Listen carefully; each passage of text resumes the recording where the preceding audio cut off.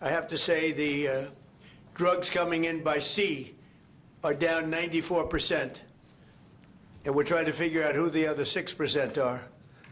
But they're down 94%, and we're going to start hitting them on land, which is a lot easier to do, frankly. But these are a direct military threat to the United States of America. They're trying to drug out our country. And you can look throughout history. Look at China when they were loaded up with drugs. They were suffering greatly, and others were able to take them over. And other countries also. They're trying to drug out our country, and we're reversing it rapidly, actually. But with the help of our great service members, we've stopped the invasion in its tracks, and we're dismantling the cartels very rapidly. And they are being declared enemies of the United States of America. They have been so declared, legally declared. More than 25,000 warriors have served in this historic operation. It is indeed an incredible and historic operation. And we've never done anything so effectively, and we've had a lot of victories.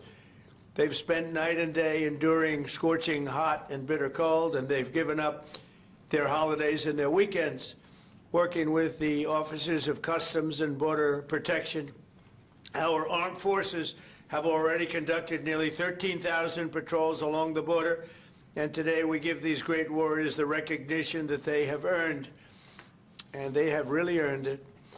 The military component of our border security efforts is just the beginning. We're also designating the drug cartels as foreign terrorist organizations, a big deal from a legal standpoint and military standpoint. We've ended catch and release, and we endured and ensured that anyone who sets foot across our border illegally is intercepted, arrested, and immediately deported, or if they're really bad, they're put into prison, because we don't want to ever take a chance if they come back. As a result, illegal border crossings have plummeted to the lowest level ever recorded in the history of our country. Think of that.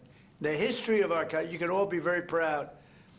For the past 7 months, 0 illegal aliens have been admitted to the United States of America.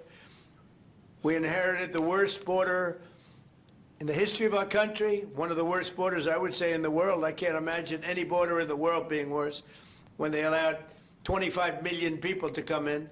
And again, many of these people are gang members, and from prisons and jails, from mental institutions and insane asylums.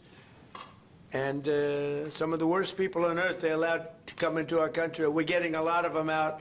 We've made a big dent.